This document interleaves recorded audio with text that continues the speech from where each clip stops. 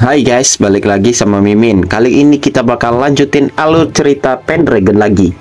Bagi yang belum lihat part sebelumnya, bisa cek rekapan yang udah Mimin buat. Linknya ada di deskripsi ya. Link traktiran kopi juga ada di situ. Langsung aja ke ceritanya. Part kemarin berakhir, di mana Eren berhasil menggagalkan rencana Baltai yang ingin membunuh Ruff Talon. Juga, Count Brescia pun menerima hukumannya, di mana ia dikeroyok oleh para warga hingga tewas. Setelah masalah besar ini selesai, Eren pun memutuskan untuk kembali ke wilayahnya. Dan Shin pun lalu berpindah ke istana Pendragon, di mana keluarga Eren pun menjadi sangat senang saat mendengar Eren akan kembali pulang. Dan sementara itu, Sir Kilian sedang melakukan duel pedang dengan para mercenary yang ingin bergabung dengan mereka. Tiga mercenary itu pun langsung bergerak serentak menyerang Sir Kilian. Namun slash, dengan gampangnya Sir Kilian dapat langsung mengalahkan semua mercenary itu. Orc Kratul dan yang lainnya pun menjadi takjub dengan kemampuan yang ditunjukkan oleh Sir Kilian. Para mercenary itu tidak menyangka kalau Sir Kilian akan sekuat ini. Oh iya dong, kan aku yang ngalahin orc bajak laut kemarin. Ya kali nggak kuat, ucap Sir Kilian songong. Dan dengan sangat pede, Sir Kilian berkata, jangankan orc bajak laut, banteng merah aja bisa kulawan. Para penonton pun langsung bersorak-sorak mendengar ucapan Sir Kilian itu. Kepala bapak engkau. Namun di saat itu muncullah Vincent yang menghampiri mereka sambil bertepuk tangan. Ia juga melontarkan pujian kepada Sir Kilian. Sir Kilian pun merasa tersanjung dan berterima kasih atas pujian itu. Namun ia bertanya, siapa Vincent ini? Soalnya dia nggak pernah lihat sebelumnya. Vincent pun memperkenalkan dirinya dengan sopan. Ia juga menambahkan kalau ia adalah orang yang direkomendasikan oleh Eren. Sir Kilian yang mendengar itu pun sempat terdiam untuk sesaat. Ia lalu berkata, Tuanku Eren pernah memberitahuku bahwa kita akan membangun negeri ini dari awal lagi. Jadi jangan songong baru dapat rekomendasi dari Tuan Eren, ucap Sir Kilian sambil mengarahkan pedang kayunya ke Vincent. Sontak Vincent yang mendengar itu pun menjadi sangat terkejut. Vincent pun mencoba memberitahu Sir Kilian kalau dia tidak seperti yang dia sangka. Namun Sir Kilian pun langsung melemparkan sebuah pedang kayu ke arah Vincent. Dan dengan sangat bersemangat, Sir Kilian menyuruh Vincent untuk mengangkat pedang itu. Mereka akan melakukan ospek dadakan. Betul, kita mau buy one sekarang. No turtle, no lord, oke? Ucap Sir Kilian. Vincent pun menjadi kebingungan dengan tingkah Sir Kilian itu. Ini bawahannya pada bego semua apa gimana nih? Ya, tapi kalau dilihat atasannya sih nggak heran, gumam Vincent. Vincent pun mau tidak mau menerima tantangan buy one dari Sir Kilian. Nah, kalah jadi ateis ya, ucap Vincent. Namun Shin pun berpindah ke Eren dan yang lain, di mana mereka sedang berada di wilayah Count Seiroth, bapaknya Luna. Di sana sempat-sempatnya si Skilla kena scam sama pedagang palsu, rugi dari dia. Sementara itu Jody bertanya, kenapa Eren dari tadi terlihat sangat lesu? Apakah Eren lagi dapat? Si Jody mengira kalau Eren sudah bosan lihat pemandangan di kota. Kan Eren orang kota. Namun Eren pun langsung membantahnya. Jody lalu bertanya lagi, jadi apa alasan mereka datang ke wilayah ini? Eren pun langsung memberitahunya kalau ia akan menemui Count Seiroth. Dan Shin pun berpindah, di mana Count Seiroth dan Luna sangat terkejut melihat kedatangan Eren. Gimana nggak terkejut, orang udah jadi keren ini ya kan? Eren pun lalu memberikan salamnya kepada Count Seiroth dan Luna. Count Seiroth masih terdiam melihat Eren. Ia memang sudah banyak mendengar rumor tentang Eren, namun ia tidak menyangka kalau Eren akan menjadi seperti ini. Dan begitu pun halnya dengan Luna, ia merasakan kalau Eren terus berubah ketimbang sebelumnya. Dan akhirnya mereka pun berbincang-bincang. Count Seiroth pun mulai berbicara. Ia berkata kalau ia sudah tahu tentang tindakan Eren di Sisuk. Ia juga tidak menyangka kalau hal ini akan berkaitan dengan rencana pembunuhan pangeran pertama. Namun Eren memberitahu Count Seiroth kalau masalahnya tidak sesimpel itu. Ada orang yang lebih besar lagi yang menjadi dalang dari semua ini. Eren pun memberitahu Count Seiroth kalau ia akan menuju ke Kaisaran untuk memberitahukan semuanya. Kemungkinan semuanya akan menjadi lebih jelas setelah itu. Namun Count Seiroth menunjukkan rasa kekhawatirannya. Ia bertanya, apakah Eren akan baik-baik saja? Karena Eren telah dicurigai atas dalang kematian Count Brescia. Eren pun langsung menjawab, bangsawan yang goblok memang pantas mati. Sontak, Count Seiroth dan Luna pun menjadi sangat terkejut mendengar perkataan Eren itu yang belak-belakan. Count Seiroth pun bertanya, apakah benar Eren yang telah membunuh Count Brescia? Jika benar, maka Eren telah melanggar hukum kekaisaran. Eren berkata kalau Count Brescia dihabisi oleh warganya sendiri yang sudah geram dengan babi itu. Dan dengan aura bertarungnya yang keluar, Eren berkata, jika pihak kekaisaran mengincar penduduk Sisuk karena kematian Count Brescia, maka pihak kekaisaran harus bisa menahan amukannya karena ia akan melawan kekaisaran. Sontak Konserot yang mendengar itu pun menjadi syok setengah mampus. Ia tidak mengira kalau Eren sampai berani melawan kekaisaran. Dan scene pun lalu berpindah di mana Eren sedang berbicara berdua dengan Luna di balkon. Eren pun lalu memuji wilayah Konserot yang jauh lebih berkembang daripada wilayahnya. Ia juga meminta maaf atas tindakannya dulu di Leus, yang gak mau dengerin Luna waktu itu. Luna pun tidak mempermasalahkan itu. Eren menambahkan, waktu itu ia tidak mengerti tentang kehidupannya sendiri, jadi dia tidak mau mendengarkan penjelasan Luna. Dan terlihatlah kilas balik dari Eren atau Raven yang tengah mencari jati dirinya. Dan sekarang Eren dengan yakin berkata kalau ia akan hidup sebagai Eren Pendragon. Dan sebagai Eren Pendragon, ia akan memastikan wilayahnya menjadi sejahtera dan berkembang. Itulah jawaban yang ia dapatkan dari wilayah Sisuk. Eren pun mencoba menjelaskan alasannya kepada Luna. Namun Luna pun langsung memotong perkataan Eren. Ia sudah mengerti maksud Eren. Sekarang bukanlah waktu yang tepat bagi Eren untuk mengurusi masalah percintaan dengan wanita, ucap Luna. Dan Eren pun membenarkan tebakan Luna itu.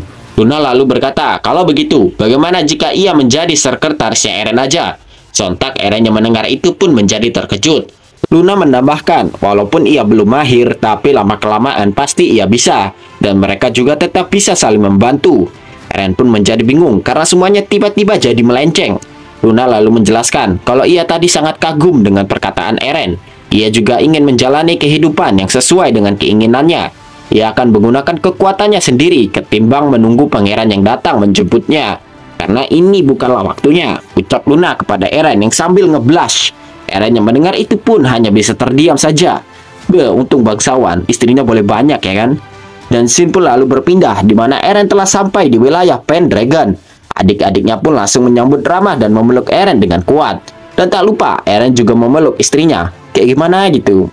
Mana bawa cewek lagi ya kan? Sementara itu ibunya Eren, Duchess, juga merasakan hal yang berubah pada Eren. Saat melihat ibunya, Eren pun langsung bergegas menghampiri dan langsung memeluk hangat ibunya sambil berkata, "Aku pulang ibu." Yang broken home nangis di pojokan.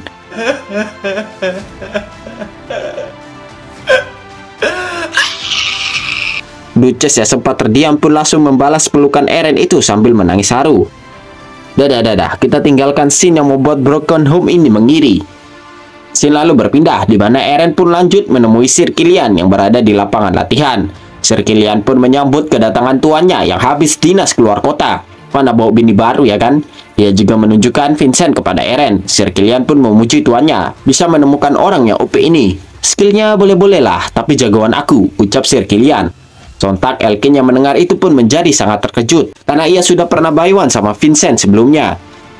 Tadi sih udah mau menang, tapi dia blunder, jadi aku jumpsuit, makanya dia kalah, ucap Sir Kilian. Vincent lalu berkata, saya kan cuma orang biasa, manalah bisa ngalahin sepuh. Biasa, sepuh lagi merendah. Namun, aktingnya Vincent ini nggak bisa bohongin Elkin yang udah pernah buy one sama dia.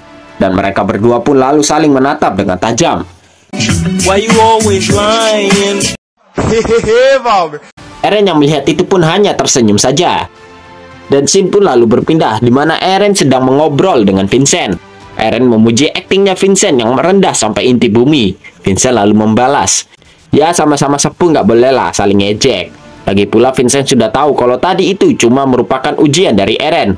Eren yang mendengar itu pun langsung tersenyum. Vincent menjelaskan, masa ada member baru join langsung bisa ngalahin komandannya ya kan? Mau taruh di mana nanti harga dirinya Sir Kilian. Makanya dia pura-pura jadi pemula aja. Vincent pun juga memuji pasukan Eren karena menurutnya pasukan Pendragon cukup bagus. Eren lalu bertanya, jadi apakah Vincent menyukai orang-orang Pendragon atau tidak? Namun Vincent menjawab, kalau ini semua tergantung jawaban milik Eren. Sontak Eren yang mendengar itu pun menjadi terkejut. Vincent lalu mengalihkan pembicaraannya. Ia berkata, bir ini memiliki campuran yang khusus, tapi baginya biasa aja. Ia bertanya kepada Eren, kenapa bisa begitu? Eren yang mendengar itu pun langsung tersenyum. Ia sudah mengerti maksud dari Vincent, di mana Vincent sudah memulai ujian The Twilight Power Master. Ya, ujian biasa aja sih. Biar lihat Eren pantas kagak jadi masternya. Eren lalu bertanya, apakah maksud pertanyaan Vincent tadi adalah, apa kekurangan wilayah Pendragon? Vincent pun membenarkannya, dan dia ingin mendengar pendapat Eren. Vincent bertanya lagi, apa perbedaan bir yang ia minum ini dengan bir yang ada di Leus? Itu cuma kiasan aja ya. Dan terlihatlah aura Vincent yang seperti mengacungkan pedangnya ke arah Eren. Eren pun bisa merasakan aura itu yang seolah-olah sedang mengajaknya Baywan pertanyaan.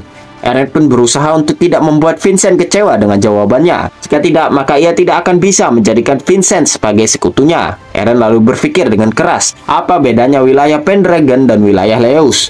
Dan setelah berpikir cukup lama, Eren pun mendapatkan jawabannya. Ia berkata, perbedaan terbesar antara wilayah Pendragon dan Leus terletak pada jumlah penduduknya.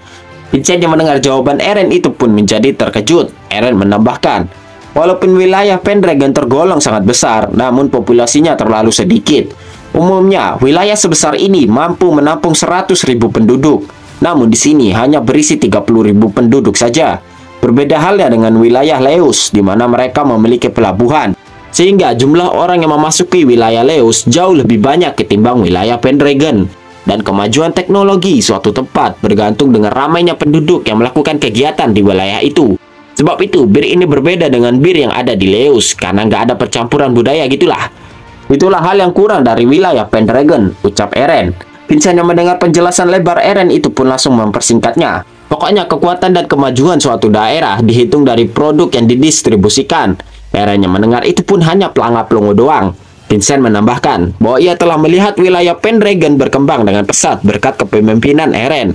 Namun ada suatu hal yang menjadi masalah, di mana banyak imigran yang datang ke wilayah ini menjadi miskin. Eren berkata kalau mereka akan membantu para imigran itu lepas dari kemiskinan, sekaligus mengembangkan wilayah Pendragon. Vincent lalu bertanya, bagaimana cara Eren mewujudkan perkataannya itu? Dan teriaklah aura Vincent yang keluar lagi saat menanyakan hal itu. Eren berkata, caranya adalah dengan memberikan para imigran itu tanah yang subur untuk mereka garap menjadi ladang. Hal itu dapat membuat para imigran itu jadi memiliki penghasilan, dan juga mereka bisa meningkatkan persediaan makanan. Namun sepertinya Vincent kurang puas sama jawaban Eren itu. Eren melanjutkan, terdapat masalah dengan strategi ini, di mana jika terdapat banyak imigran yang menggarap lahan, maka desa di wilayahnya akan menjadi semakin banyak. Nah, tentara yang mereka miliki tidak akan cukup untuk melindungi para warga baru itu nantinya. Vincent lalu memberi saran, kenapa Eren tidak menggunakan Griffin saja untuk menjaga para warga baru itu? Dan selus, keluarlah lagi aura milik Vincent. Eren tahu pertanyaan Vincent ini sangat menjebak. Eren menjawab, walaupun ia bisa mengendalikan para Griffin, tapi para Griffin itu tetaplah hewan buas. Dan lagi pula, para warga baru itu tidak akan mau dijaga oleh hewan buas. Nanti mereka berpikir gak dianggap sama pemimpinnya. Masa yang dikirim hewan ya kan? Dan jika seperti itu, mereka akan dianggap sebagai budak saja. Sontak Vincent yang mendengar itu pun menjadi terkejut. Dan jika mereka memperlakukan para warga sebagai budak, tentu saja perkembangan wilayah Pendragon akan terhenti. Eren berkata bahwa ia sudah sering melihat para bangsawan melakukan hal itu, dan mereka menganggapnya adalah hal yang benar. Namun lama-kelamaan penduduk akan kesal dan geram. Lalu akhirnya pemimpinnya akan dibantai warganya sendiri, seperti Count Brescia. Eren lalu berkata dengan lantang, pemimpin yang sesungguhnya adalah orang-orang yang hidup harmonis dengan warganya di wilayah yang sama. Sontak Vincent yang mendengar itu pun tertegun dan semua keraguannya pun menghilang. Ia berkata, kalau Eren telah berubah saat mereka bertemu sebelumnya. Eren yang mendengar itu pun hanya tersenyum saja. Namun Vincent berkata, mau sebagus apapun rencananya, jika tidak berhasil diwujudkan, maka semuanya akan jadi sia-sia. Eren pun lalu berkata, kalau Vincent ini orangnya terlalu ceplos-ceplos, bikin sakit hati ae. Udah panjang-panjang dijelasin, dipatahin gitu doang. Vincent menjelaskan, jika dia mau udah dari tadi dipuji terus sama Eren, tapi dia orangnya nggak gitu. Sambil meneguk birnya, Vincent berkata, kalau ia berniat serius mengikuti Eren. Eren yang mendengar itu pun menjadi terkejut. Vincent menambahkan, ia ingin meminum bir ini lebih banyak lagi. Eren yang mengerti maksud Vincent itu pun langsung tersenyum. Eren berkata, kalau ia ingin mendengar pendapat Vincent tentang masalah-masalahnya tadi.